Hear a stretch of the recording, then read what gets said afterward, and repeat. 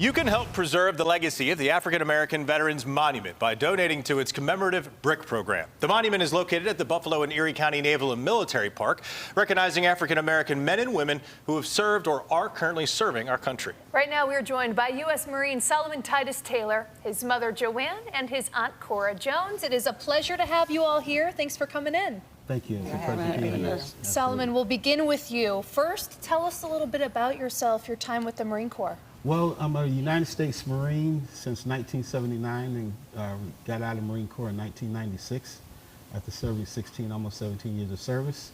And now my service is committed to my community and to my family. And the untold stories that we learned from our ancestors has now come to the forefront, and seeing that their service has been generated and given promise to the American people as well. So we're looking forward to it. How much do you think the monument down at Canal Side at the Naval and Military Park has to do with what you just said? There's so many untold stories of our African American veterans. I think it's a great idea that someone came up with that monument down at the Marine Battery Park. And it's been a pleasure to have been now inducted into that park, you know, along with my oldest known ancestor, who was actually born in 1746. And you actually got to the opportunity to visit the monument today.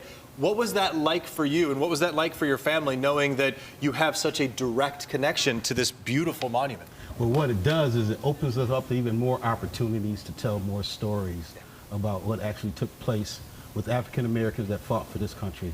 And Joanne, I'll bring you in to walk around and be there. How was that for you, you know, to share in the family's legacy, but also, you know, beyond that? It was a wonderful experience that I never thought that I would have been a part of. I never in my lifetime dreamed that I would be a part of something like that, but knowing the type of son that I have, I should have expected something. Tell me why you think that. Tell me why you think that. Because of his ambitions and how he can go about getting things, and some of the things he came across, he asked my father about it, and I heard him talking to my dad when he was just a teenager.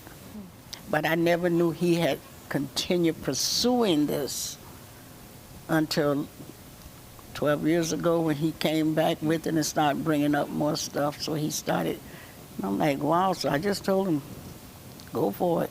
One time I told him, leave the dead and let the dead stay dead. But At the monument, there are actually commemorative bricks, and those bricks, they represent a lasting legacy. If you can, for anyone who may be unfamiliar at home, tell us a little bit about that fundraising campaign currently happening for those bricks. Yes, they have, I'm not sure the numbers, but they have a lot of bricks that are still yet unclaimed, I would say, okay? And they're doing a campaign to complete the monument. It's $250 per entrance, okay?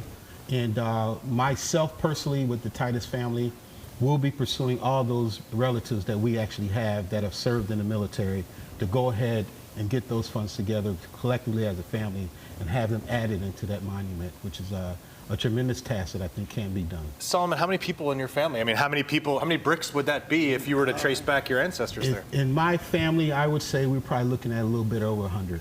Wow. 100 people serve this country? Easy. Wow. Wow, that's... easy. That's why you have the Titus Family Foundation, right? That's kind of part of that. Maybe, Cora, can you speak on that a little bit if you can?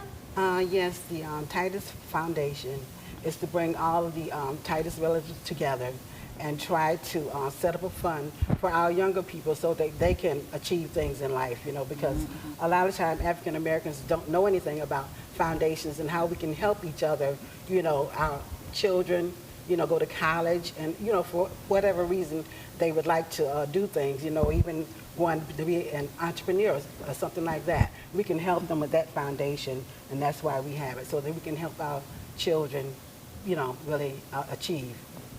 Solomon, before we let you go, you know, I'm curious. Few folks go down to the Naval and Military Park and realize the history behind all of it. It's such a wonderful setting and so meaningful. I'm curious what you want people to take away when they go and visit the African American War Monument down there. What do you want them to take away? Be they white, black, whatever, male, female, old, young, veteran, not veteran. What do you want them to take away by looking at those columns and seeing that display? Looking at those columns and seeing that display, I want you to be able to understand that America has been in wars ever since its inception, and lives have been lost for us to be here today. So when you look at that monument, just understand that those persons fought, died to serve this country, and we continue to still fight and die to serve this country. So it's an encompass on all of us to understand that this is what we are, and this is the inception of the United States of America, what they call the Great Experiment. That's right. It's a very wonderful way to put it. I know you mentioned the untold stories. It's important those stories are told. We thank you for your service. We thank you so much for coming on this afternoon. Appreciate it. Appreciate it, guys. Thank you very much.